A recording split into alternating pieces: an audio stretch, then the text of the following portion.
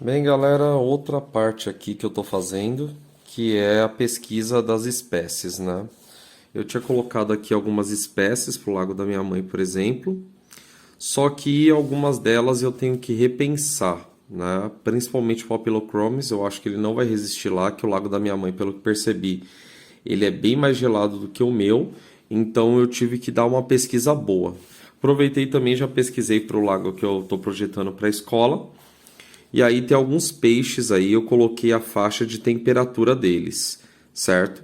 Então, Tetra Buenos Aires, Lambari listrado, enfermeirinha, Tetra reticulado, mocinha, peixe paraíso, dojo, quinguil, dano gigante, paulistinha, tanistes, barbo, ouro, molinésia, plati, lebiste, cascudo abacaxi, carbódia, coridora pimenta, barbo ticto, barbo rosado, tricogaster, tetra negro, caranguejo de água doce, camarão fantasma e lambari rosa, tá? Esses daí vocês podem ver que tem temperaturas bem variadas, ok? Alguns deles, lembrando que o pessoal faz uma estimativa, alguns deles eu já tenho experiência particular que funciona numa água um pouco mais gelada. No caso, por exemplo, o meu tricogaster é super adaptado e ativo, até mesmo em épocas geladas. Meus tetras negros também, tá? Barbo rosado não tenho, no caso. O rosado, se não me engano, eu não tenho. Lambari rosa, meu, super ativo, certo? O problema do lambari rosa é que ele pula, tá? Então vamos lá. Tetra Buenos Aires não tive antes, tem esse lambari listrado, tal, e não tive. Mocinha também sei que suporta um pouquinho mais, ok? Esse peixe paraíso nunca tive, mas eu vi que é bem resistente. Dojo eu tenho também, bem resistente. Kingo também. Dânio, Paulistinha, Tanistes. Tem uns aqui que vocês vão ver que a temperatura tá marcando que ela é um pouco maior, certo? Mas eu sei que eles resistem aí a baixas temperaturas, porque eu já tenho experiências aí no meu lago, no caso. Comem, se alimentam muito bem. O único peixe que, incrível que pareça, né, no meu laguinho ele acabou sofrendo foi o... Qual é o nome dele? O Mato Grosso, tá? O Mato Grosso, incrível que pareça, deu frio e os meus acabaram morrendo, tá? Não tinha acontecido antes. Acho que o frio foi um pouquinho mais forte aí, então eles acabaram morrendo. No caso aqui, todos esses peixes aqui foi a lista que eu fiz dos possíveis, tá, galera? Não vai tudo isso também não, tá? Eu, por exemplo, no laguinho que eu tô fazendo lá na casa da minha mãe, eu vou fazer agora a selecionar os melhores, né? No caso aqui eu já tinha selecionado alguns, mas isso daqui é a primeira parte, que eu tinha colocado mais ou menos o que eu acreditava que era melhor. Agora eu vou voltar aqui, né? Arrumando. Tem um lips também, é um peixe bem... Eu não sei como vai se chamar aí na região de vocês, aqui chama de lips. Ou tem gente que chama de lambari também, piaba, tem outros nomes. Eu vou pesquisar, esqueci de pesquisar sobre esse daqui. Mas aí eu vou colocar a lista, tá vendo? Ó? Tem peixes que você consegue colocar só um. Só que tem peixes que tem que ter no mínimo 5. No caso do Lago da Minha Mãe, lá tem 4 dos tanistes, tá? Que foram os que sobreviveram lá. Então eu pretendo colocar mais alguns para eles formarem um cardume um pouquinho melhor, tá? Aí as mocinhas eu vou ver certinho. Como é uma época de frio, a recomendação que eu passo para vocês é o seguinte: esses peixes que tem uma variação, por exemplo, acima de 18 graus, 20 graus, dependendo aí tudo mais e tal, deixa para colocar esses peixes em épocas mais quentes, porque aí ele tem que se adaptar melhor ao seu lago, certo? Ele tem que ter uma adaptação boa e aí sim ele vai conseguir sobreviver. Pegar um peixe, por exemplo, que está uma temperatura bem elevada e já colocar no outro lago, não recomendo. No caso, por exemplo, se eu colocasse uma molinésia, eu pegaria molinésias do meu lago, porque elas já estão adaptadas nesse clima e elas já estão ali no frio, certo? Então, você tem que tomar um certo cuidado também. A aclimatação também tem que ser feita da forma correta, né? No calor é mais fácil de adaptar os peixes, de colocar eles ali. Agora, no frio, tem que se tomar um baita cuidado. Então, eu estou gravando esses vídeos aqui mostrando que não é só jogar os peixes, tem que ter toda uma pesquisa com base nisso. Eu ainda estou pesquisando, ainda estou fazendo aqui as minhas pesquisas, né, para poder colocar da melhor forma. A mesma coisa eu vou colocar também relacionado às plantas. Então, vou dar uma pesquisada nas plantas também, e aí eu vou ver as plantas que melhor vão adaptar, certo? Coloquei por enquanto as elôdias, que elas crescem rápido, e a ideia por enquanto é ver mais ou menos como é que o laguinho vai reagir. Tudo bem, gente? O cascudo é um peixe, eu acho que de todos aqui é o mais resistente de todos mesmo.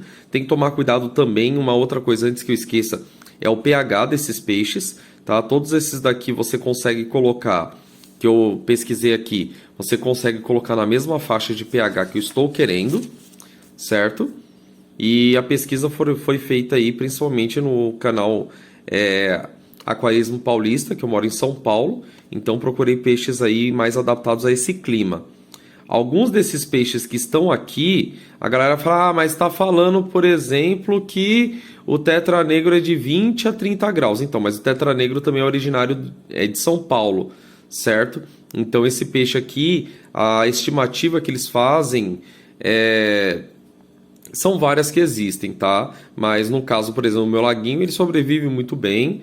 É um peixe de São Paulo, então se você puder procurar de rios da sua região é melhor ainda, porque eles já estão adaptados aí às temperaturas onde você vive, certo? Então, como eu disse, a ideia também desses laguinhos tem uma variação também, porque é uma questão de fazer um ecossistema, tá? Eu gosto de projetar laguinhos com um ecossistema, então cada peixe vai ter uma função. Então você tem peixes de superfície, peixes limpadores, peixes de fundo. Então eu tenho tentando fazer uma variação aqui, né? Então por isso que você tem que levar em conta também algumas coisas. Voltando aí na questão do cascudo, ele é um peixe bem resistente se colocado da forma correta, se alimentado da forma correta, tá? Então aqui, por exemplo, para fazer essa lista aqui, eu tenho pelo menos 3 tipos de rações que eu tenho que ver. Tem a galera também que, eu vou colocar tudo isso aqui e acha que é a mesma ração para tudo. Não, tem peixes aqui que tem preferências carnívoras e eu tenho peixes aqui também que eu tenho preferências que sejam mais voltadas para a questão vegetal. Então, você tem que ter uma certa noção disso daí. Pelo que eu estou prevendo aqui, tanto o laguinho da minha mãe quanto o laguinho lá o laguinho da escola, eu vou ter que gastar pelo menos 3 rações diferentes. Então, uma ração de fundo, principalmente aí para os peixes de fundo, dojô, cascudo e tudo mais. Há uma ração para os quinguios, que é uma ração um pouco maior. E, na verdade, são 4 rações diferentes, né? E tem uma daquelas de bolinha, né? Que é a ração de carne também. Que, gente, eu gosto de dar ração para os quinguios separado, porque os quinguios comem muito. Se você tomar cuidado, eles comem a comida de todos, tá? E tem aquela ração em flocos que também é para os outros peixes, tá? Então você tem que pensar tudo isso daqui. Que nem eu falei, não é que vai tudo isso aqui é uma lista, tá? Então eu tenho outra coisa também a se pensar. Alguns peixes aqui são de cardume. Então eu pego o tetra, o lambari, a enfermeirinha. Então tem muitos peixes aqui que são de cardume, tem peixes que são solitários. Então isso daí tem que ser levado sim em conta, tá? De cardume dizem que no mínimo são 5 unidades, 5 indivíduos no caso, mas eu prefiro colocar de 6 para cima. Um cardume bom, onde o peixe fique melhor integrado ao ambiente, seria um cardume de uns 10 mais ou menos, tá? Parece que não, mas quanto maior o cardume, mais segurança o peixe vai ter. Mais seguro ele vai se sentir, porque a defesa dele é baseada no cardume. Então é meio juntos somos fortes, tá? Então, basicamente você tem que pensar nisso daí. No caso aqui, quinguio, tanto no da minha mãe quanto também no da escola, eu pretendo colocar somente 2. Porque King é um bicho muito sujão, ele suja pra caramba, tá? Então isso daí também é levado em conta. Então, outra dica que eu passo para vocês também, tá? Tô tentando passar algumas dicas aqui, depois eu posso fazer até um vídeo melhor dizendo o que eu escolhi para cada. Mas vamos lá. A dica é começar mesmo pelo mais resistente de todos, tá? E indo para os menos resistentes. Por quê? Quando você monta o lago, no início ele está meio que desequilibrado ainda biologicamente. Então, se você puder ir colocando os peixes mais resistentes no início e colocando os menos resistentes depois, isso daí vai ajudar pra caramba, tá? Então, eu tenho peixes aqui, por exemplo, que a questão de variação, vamos supor, vou dar um exemplo. Eu coloquei um peixe, sei lá, eu coloquei, por exemplo, um cascudo. E aí eu sei que, tá na faixa do pH certinho, tal, do nada ele morreu. Não é que do nada ele morreu, tem alguma variação ali que ele não suporta. Então você pode estar com amônia muito alta, você pode estar com a questão também do nitrato alto também. Então isso daí tem que ser levado em conta. Quando você coloca um peixe dentro do lago, é óbvio que você vai ter um aumento de nitrato, nitrito, amônia, tudo isso junto. Eles vão aumentar e vai levar uns dias para equilibrar. Por isso que alguns recomendam ir inserindo os peixes aos poucos, né? De uma em uma semana, ou então quando você inserir aí, inserir com cuidado e tudo mais e tal, num aquário, um lago maturado. No caso da minha mãe ali, o que eu fiz? Eu coloquei várias plantas que vão ajudar pra caramba, né? E eu tenho as mídias ali alternativas, bastante delas.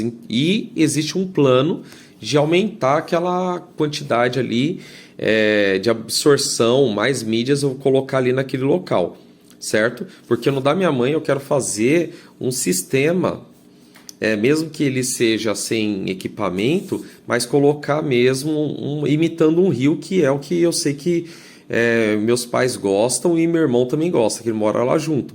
Então eu vou tentar fazer um sistema imitando um rio, né, que tem várias espécies diferentes, né? Então, por exemplo, a pesquisa, nesse caso, ela tem que ser muito bem feita, porque tem peixes também que, se você não souber colocar, você vai ter uma briga muito grande. Então tem peixes, por exemplo, que você não pode colocar porque ele vai matar tudo. E tem peixes também que não é que você não possa colocar, você pode colocar, desde que você tenha vários esconderijos, você tenha vários ambientes dentro daquele lago para ele poder viver, tá? Então tudo depende. Então você tem, por exemplo, vamos supor que você faça um lago muito grande. Isso daí você consegue ter alguns peixes que são territoriais, eles vão ter um espaço. E aí você consegue manter espécies no mesmo lago que você não conseguiria manter num lago menor, de 500 litros, por exemplo. Você faz um de 10 mil litros, você tem uma gama maior, uma variedade de locais que esses peixes podem ficar. Então tudo isso daí tem que ser pensado, tá, galera? Então estou tentando fazer essa série de vídeos aí para mostrar que não é só, vou projetar e jogar as coisas. Não, existe todo um planejamento, uma pesquisa para se fazer, tá? Então o vídeo ficou um pouquinho longo, mas eu espero que vocês possam entender aí a dimensão disso. Eu posso ter peixes daqui que eu coloquei aqui que não vão para o lago? Posso ter, tá? Porque a primeira pesquisa que eu me baseei no início